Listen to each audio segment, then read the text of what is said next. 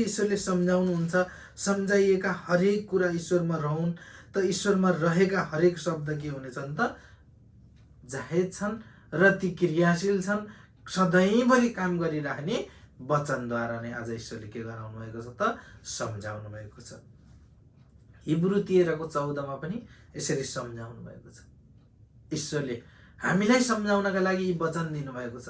यी वचन नै हाम्रा लागि के हुन् त भोजन हुन्, भन्नेलाई के हुनेछन् त भोजन हुनेछन्। र ईश्वरले यसरी सम्झाउँदै हुनुहुन्छ किनकि हाम्रो यही रहनका लागि सहर छैन।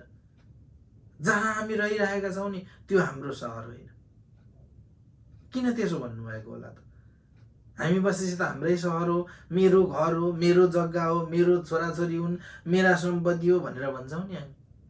तर ईश्वर भन्नुहुन्छ यो हामी रहिरहने सहर होइन भनेर सम्झाउनुहुन्छ। तर आउने चाहिँ सहरको हामी प्रतीक्षा गर्दछौँ। जहाँ हामी जाँदैछौँ नि त्यसको हामी दिन दिन प्रतीक्षा गरिरहेका छौँ। आज हामी बसिरहेका छौँ, यो हाम्रो लागि सहर होइन भने आउने सहरको लागि हामी प्रतीक्षा गरेका छौँ।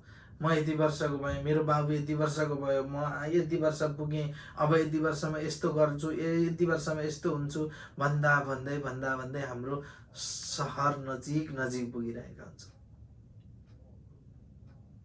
मैले सोच्थेँ म जब इन्डियामा जाने समयमा म जब 12-13 वर्षको थिएँ त्यो समयमा मैले सम्झन्छु बल्ल 12-13 वर्षको छु, अहिले इन्डिया छु, अब यो गर्दै जान्छु। 20 वर्षको भएँ, साउदी पुगेँ, हरेक देश घुम्दै आज जापानमा आएर बसेको छु भने आज जापानमा आइपुगिन्जेलसम्म 40 वर्ष लाग्न लागिसकिएछ। 39 इयर्स भइसकेछ। 13 वर्षबाट हिँडेको मानिस आज 39 इयर्स भइसकेपछि यति समयसम्म म हिँड्दाखेरि मैले कहाँको प्रतीक्षा गरेको छु त? अब त्यो सहरको जहाँ मेरो अनन्त जीवन छ। 30-32 वर्षसम्म सांसारिक जीवन काट्दाखेरि कसरी काटिएको थियो होला, कुन अवस्था गरेर काटिएको थियो होला, त्यो ईश्वर जान्नुहुन्छ। त्योबाट फर्कनका लागि आज ईश्वरले सम्झाउनुहुन्छ किनकि हामी रहिरहेको सहर हाम्रो होइन। हामी प्रतीक्षा गरिरहेका छौँ त्यो सहरको जहाँ हामी जानेवाला छौँ। दिनदिनै आज पल काटिएको छ। त्यो पल केका लागि काटिएको छ त? स्वर्गको राज्यको बाटोको गन्तव्य हामी नजिक पुगिरहेका छौँ। र त ईश्वरले भन्नुहुन्छ र त सम्झाउनुहुन्छ यसकारण परमेश्वरलाई येशूद्वारा प्रशंसाको बलि निरन्तर चढाऊ। हेर्नुहोस् त, त्यसकारण जुन हुन लागिरहेको छ त्यसकारण तिमी आज येशू मसीहको नाउँमा हरेक तिमी भगाउन सक्छौ, हरेक तिमी कार्य गर्न सक्छौ र हरेक काममा अगाडि तिमी बढ्न सक्छौ भनेर मैले तिमीलाई आज खडा गरेको छु। हिजोको दिनमा तिमीलाई मैले मेरो पुत्रलाई येशू मसीह बनाएर पठाएको थिएँ भने आजको दिनमा तिमी स्वयं येशू मसीह बनेर तिमी आज हरेकको काम गर र तिम्रो स्वर्गको राज्यको हकदार र त्यहाँ त्यो सहरको बाटो तय गर। जुन दिन तिमी त्यो बाटो तय गर्छौ त्यो दिनमा तिम्रो के हुनेछ त? प्रशंसा हुनेछ। कसद्वारा त? येशूद्वारा। धन्यवाद गर्छु पिता आज मसीह येशूको नाममा। भएको छ त? आज नभएको हो र? यो शरीर काँपेर हिँड्थ्यो, यो काँपेर हिँड्ने समयमा त्यो शरीर यसरी काम्दाखेरि पिता यो कामेको शरीरलाई पनि जस्तो तपाईँको योजनाभित्र छ त्यस्तो बनाउनुहोस् पिता, मेरो इच्छाले होइन पिता तपाईँको इच्छाले हो भनेर जब मागेका छौँ त्यो स्थिर भएको छ। हिजोको दिनमा छटपटिएर हिँडेका मानिसहरू जो सम्हाल्न नसक्ने 4-5 जनाले सम्हाल्न नसक्ने मान्छेहरू थिए, आज उहाँहरू आनन्दसँग आज स्वर्गको राज्य उहाँहरूले पृथ्वीमा ग्रहण गर्नुभएको छ। आज मैले ग्रहण गरेको छु भने के हजुरहरूले ग्रहण गर्न सक्नुहुन्न र? के हजुरहरूमा त्यो सम्भव छैन र? अभियसली छ। तर कसद्वारा प्रशंसा पाउनका लागि त येशू मसीहद्वारा तिमीले ईश्वरसम्म पुर्याउने, हुलाकीको काम गर्ने, यहोवाजीको काम। यहोवा भनेको के त? ईश्वरसम्म पुर्याइदिने। मैले यहाँबाट फोन म्यासेज केही गर्न पर्यो भनेदेखि त्यो इन्टरनेट बिना मैले त्यो उहाँसम्म पुर्याउन सक्छु त? मैले त्यो इन्टरनेट नभइन्जेलसम्म के मैले त्यो म्यासेज, त्यो फोन, त्यो कल केही गर्न सक्छु त? कदापि सक्दिनँ। त्यो माध्यम गराइदिनेवाला के छ त? नेपालमा नमस्ते छ, एनसिएल छ, त्यसद्वारा के गरिएको छ त? कल मार्फत उहाँसम्म पुगिएको छ भने आज येशू मसीहसम्म पुग्ने पनि हामीलाई के, येशू मसीहद्वारा उहाँसम्म, ईश्वरसम्म पुग्नका लागि पनि आज खडा कसलाई गराइदिनु भएको छ त? येशू मसीहलाई खडा गराइदिनु भएको छ। र येशू मसीहको नाउँमा मागेका हरेक चिज शुद्ध हुनेछन् र त्यो ईश्वरसम्म पुग्नेछन्।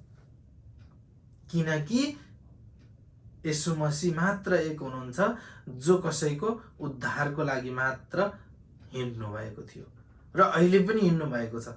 कसद्वारा त? स्वयं हामीद्वारा। आज स्वयं आजका येशू मसीहको हौँ त स्वयं हामी हौँ। र भन्नुभएको छ त्यसले प्रशंसाको बलि निरन्तर चढाइराखोस्। धन्यवाद पिता, आजको दिन दिनुभयो।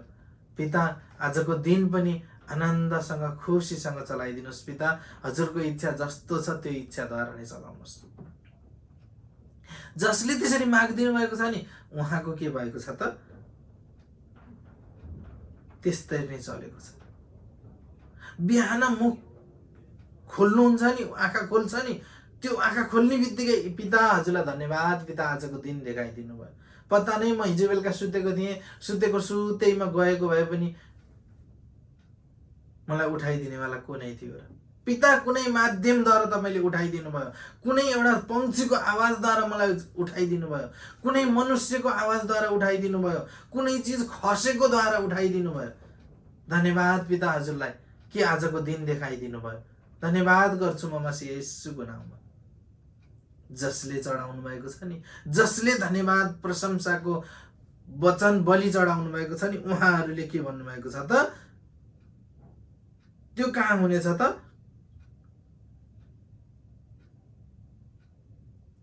त्यो प्रशंसाको नाउँ स्वीकार गर्ने ओठको फल हो।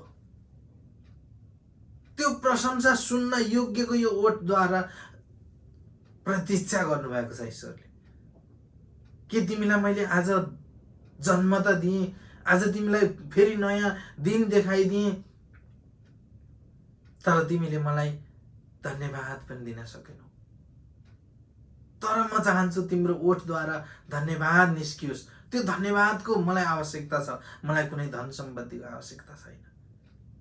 धन सम्पत्ति तिम्रा किराले खानेछन्, खिया लाग्नेछन्, चोरले चोरेर लानेछ, तर म त तिम्रो खुसी दिनका लागि म आएको भन्नुहुने सर्वशक्तिमान परमेश्वर पिता भन्नुहुन्छ कि तिम्रो ओठको के हो त? फल हो। स्वीकार गर्ने तिम्रो ओठको फल हो। कसलाई त? मसीह येशूको नाउँमा धन्यवाद पिता भन्नेको स्वीकार गर्ने। म त्यसको प्रतीक्षामा छु। जब हाम्रो बाबु नानी हुन्छ नि, जब त्यो तोते बोली बोल्छ नि, बाबा बाबा भन्छ, मम भन्छ नि, त्यो समय बोल्दाखेरि कस्तो फिलिङ हुन्छ हामीलाई। त्यो सुन्नका लागि हाम्रा कान तरसरहेका हुन्छन् कि मेरो बाबुले कहिले बाबा भन्छ, बाबा भन्यो मेरो बच्चाले, हामी ताली बजाउँछौँ। वाह, मेरो बच्चाले मलाई ताली भन्यो, कति खुसी हुन्छौँ हामी त्यो दिनमा। त आज ईश्वर पनि त्यही भन्नुहुन्छ कि मेरो सन्तानले धन्यवाद पिता भनोस्। पिता, म तपाईँमा छु र तपाईँ ममा हुनुहुन्छ। धन्यवाद गर्छु पिता, आजको दिन देखाइदिनु भयो भनेर आज के गर्नुहुन्छ त? हिँड्नुहुन्छ। मैले सधैँ त्यही भनेर हिँड्छु भने तपाईँले पनि त्यो गरेर हिँड्नुभयो भनेदेखि तपाईँका मार्ग पनि खुल्दै जानेछन्। किन त? मैले खुलेको छ भने तपाईँको खुल्दैनन् र?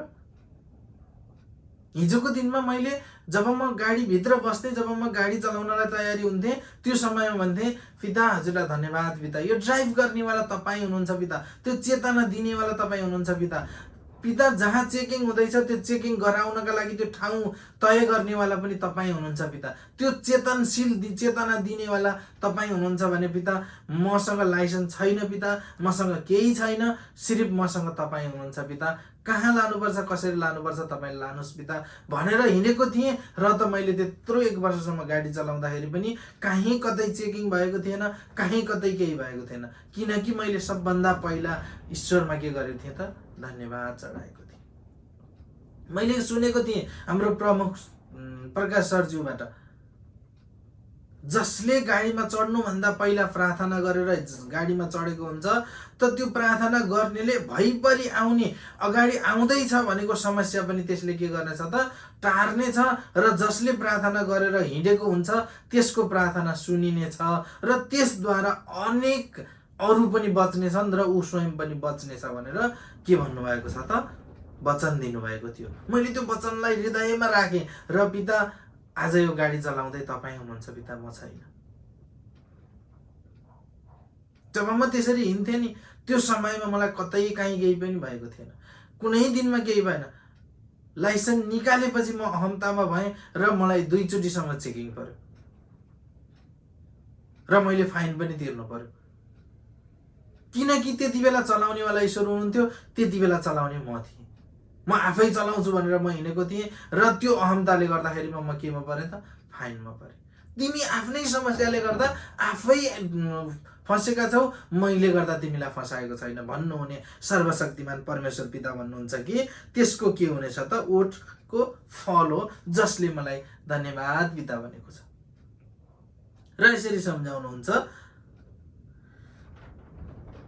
भलाइ गर्न आफूसँग भएका कुरा बाँडचुँड गर्न नभुल, किनकि यस्तै बलिहरूमा परमेश्वरको प्रशंसा हुन्छ।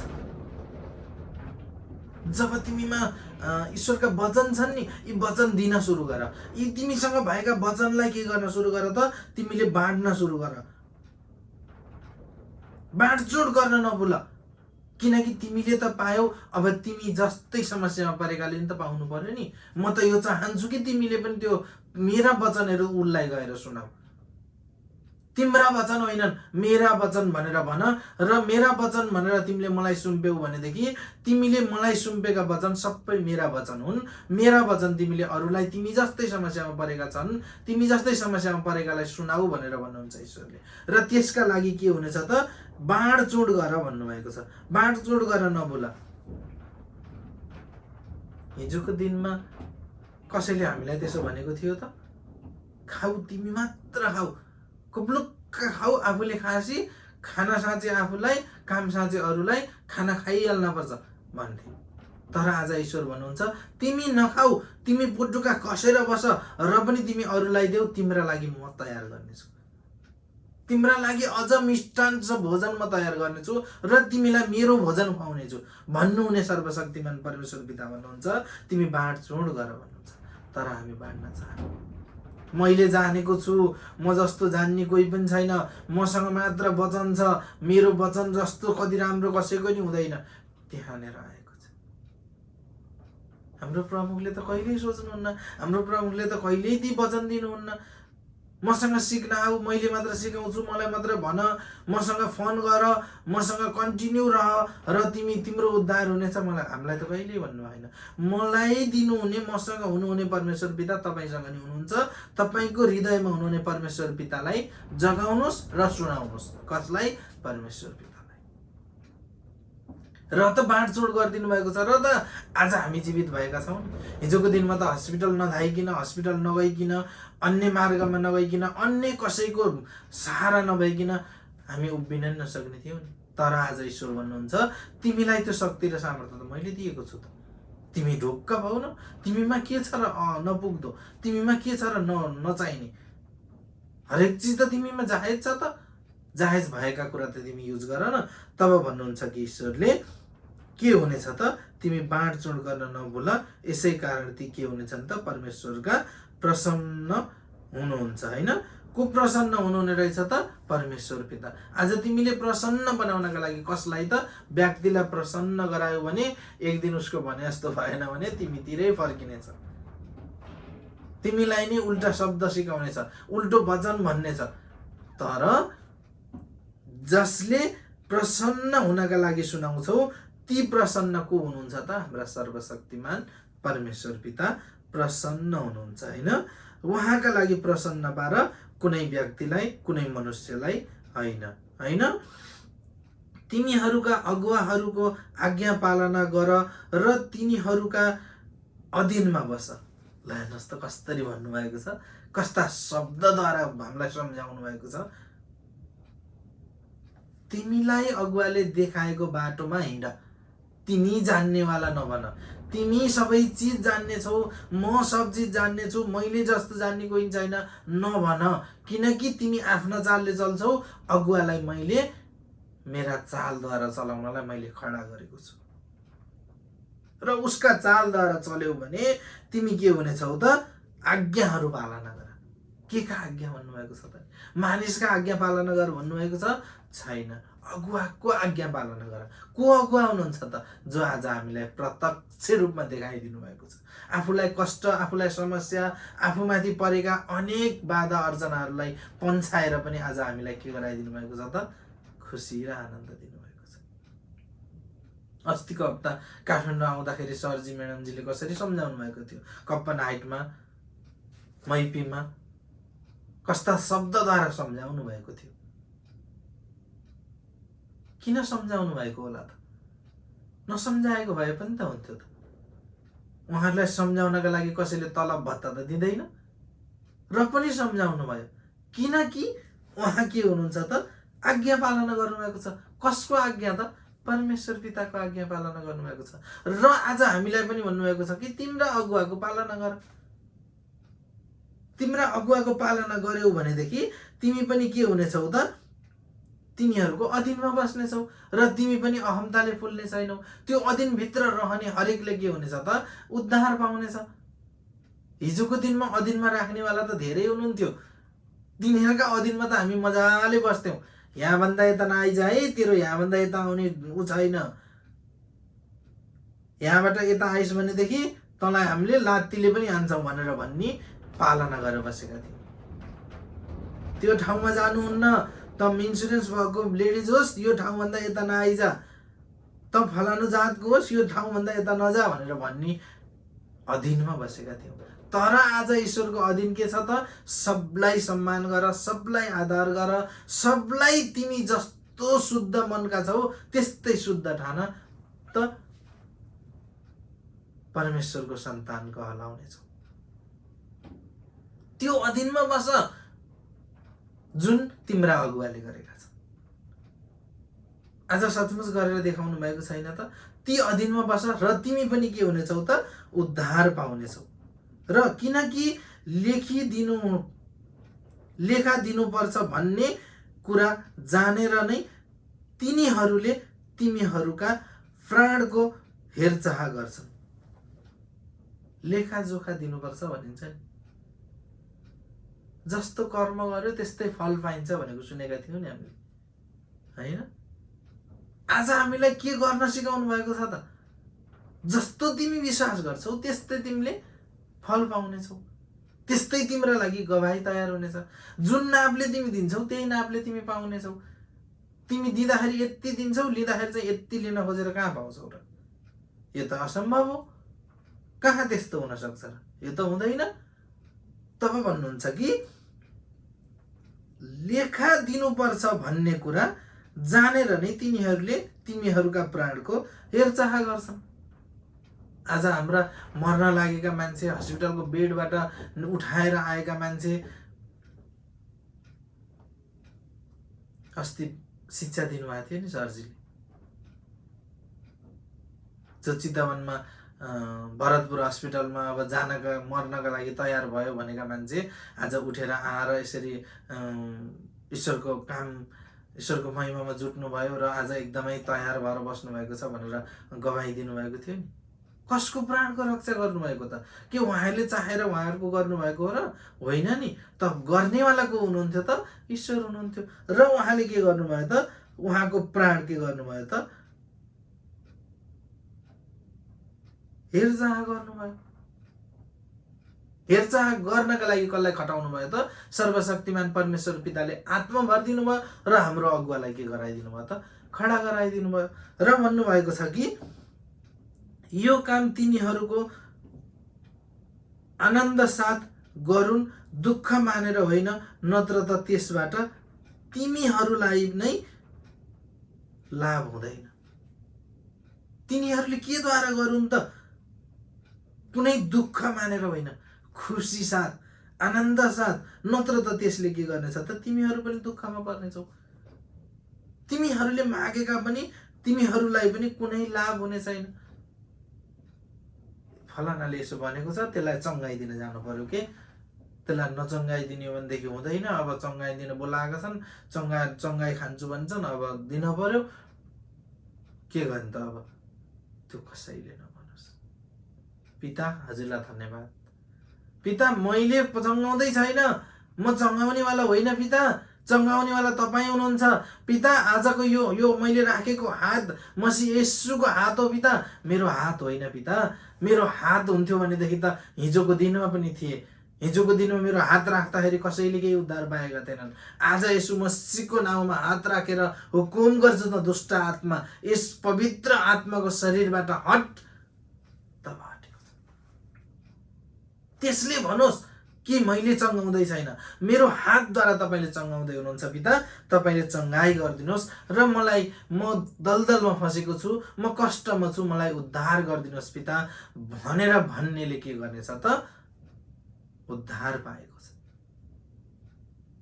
मेरो हातद्वारा उद्धार गरिदिनुहोस् पिता भन्नेले खुदले पनि के पाएको छ त? उद्धार पाएको छ। भने जसको लागि चङ्गाई गरिदिएको छ, जसले चङ्गाई गर्न पठाउनु भएको छ, जसले ग्रहण गराउन पठाउनु भएको छ, उहाँहरूले पनि के गर्नुभएको छ त? उद्धार पाउनु भएको छ। आज हामी हाम्रा हात राखेर चङ्गाउने हो भनेदेखि त के हुन्थ्यो?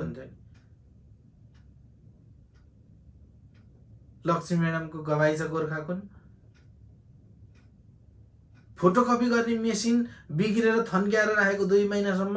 अब मानिस बोलाउनु पर्छ, त्यसलाई बनाउनलाई टेक्निसियन बोलाएर बनाउनु पर्छ भनेको प्रिन्टर मेसिनलाई आफ्नो हात राखेर उसलाई चङ्गाई गर्दाखेरि त्यो प्रिन्टर सही भएर लक्ष्मी म्याडम हजुरले छुँदाखेरि पनि चल्ने यस्तो के छ तपाईँमा भनेर भन्ने योग्यको बनाइदिनु भएको छ। किनकि तिमीलाई म उच्च पार्छु भन्नुभएको छ, उच्च पार्नु भएको छैन त। त्यो मेसिनमा के छ र? केही पनि छैन नि। र पनि त्यो मेसिनलाई हात राखेर चङ्गाई गर्दाखेरि 2 महिनासम्म थन्केर राखेको मेसिन त भएको पनि बिग्रिन पर्ने हो नि। र पनि उहाँले के गर्नुभयो त? कसलाई विश्वास गर्नुभयो त? सर्वशक्तिमान परमेश्वर पितालाई। र उहाँले हात कसको राख्नुभयो त? मसीह येशूको हात राख्नुभयो। लक्ष्मी म्याडम आफ्नो हात राख्नु भएको थिएन। र उहाँ के हुनुभयो त? उद्धार पाउनुभयो। र उहाँले के गराउनु भयो त? उहाँमा ईश्वरको शक्ति छ भन्ने प्रकट गराएर देखाइदिनु भयो। उहाँले पनि उद्धार पाउनु भयो। कति समस्या भएको थियो कपी गर्दाखेरि, कहाँ कपी गर्न जानु पर्थ्यो, कपी गर्न जान नि परेन, स्वयं आफै थिएँ, कपी भयो, मेसिन तयार भयो। जसले उहाँलाई नराम्रो सोच्थ्यो भने पनि उहाँलाई देखेपछि के हुने भयो त? लक्ष्मी म्याडमले यस्तो काम पनि गर्न सक्नुहुने रहेछ। तब उहाँले धन्यवाद कसलाई दिनुभयो त? पिता, हजुरलाई धन्यवाद, तपाईँको प्रशंसा हो पिता, मेरो होइन। र यसैले यसरी सम्झाउनुहुन्छ। सम्झाउने हरेकलाई के भन्नुभएको छ त? यदि आफ्नो लाभको लागि होइन कि कसको लागि त? हृदयदेखिबाट खुसी भएर माग्यो भने त्यसले के हुनेछ त? आफूले पनि उद्धार पाउनेछ र अरूलाई पनि के गराउनेछ त? उद्धार गर्नेछ। र भन्नुभएको छ, हाम्रो निम्ति प्रार्थना गर, हामीलाई निश्चय छ कि यो विवेक स्वच्छ छ र सबै कुरा इमानदारी साथ गर्ने हाम्रो अभिलाषा छ। यो त हाम्रो इच्छा होइन पिता, तपाईँको इच्छा हो। तपाईँको इच्छाद्वारा गर्नेले हरेक प्रार्थना के हुनेछ त? तपाईँसम्म पुग्नेछ। र त्यो प्रार्थना के हुनेछ त? निश्चल, निष्कपट, निष्खोट हुनेछ र तपाईँसम्म पुग्नेछ। र त्यो तपाईँको इमान्दारी केले त? आज प्रकट गराएर अभिलाषा सहित, कुनै पनि लोभ लालच नभइकन एकदमै खुसी आनन्दसँग, त्यो कुनै कर्लाइकोबाट होइन कि खुसी र आनन्दको हृदयबाट गरेको प्रार्थना के हुनेछ त ईश्वरसम्म पुग्नेछ र निश्चय नै त्यसले इमानदारको मुकुट पाउनेछ। कसद्वारा त? सर्वशक्तिमान परमेश्वर पिताद्वारा। जसले आत्मा दिनुभएको छ उहाँले मात्र पाउनुहुन्छ, जसले आत्मा दिनुभएको छैन उहाँले पाउन गाह्रो नै हुनेछ। किन त भन्दा जसको मनै छैन त्यसले कहाँबाट पाउन सक्छ र, होइन? त ईश्वरलाई धन्यवाद गर्छु। म मसीह येशूको नाउँमा हामीलाई यसरी सम्झाउनुहुने सर्वशक्तिमान परमेश्वर पितालाई लाखौं करोडौं धन्यवाद गर्छु। म मसीह येशूको नाउँमा र हरेक इच्छा आकांक्षा पूरा गर्नुहुने सर्वशक्तिमान परमेश्वर पिता, मेरो मुखलाई इस्तेमाल गराएर हरेक समय हामी सबैलाई, म लगायत हामी सबैलाई यसरी सम्झाउनुहुन्छ। सम्झिने चाहत, सम्झिने मन, सम्झिने विचार रहेकालाई हरेकको उद्धार भइसक्यो र उद्धार गर्नुहुने सर्वशक्तिमान परमेश्वर पितालाई लाखौं करोडौं धन्यवाद गर्छु। म मसीह येशूको नाउँमा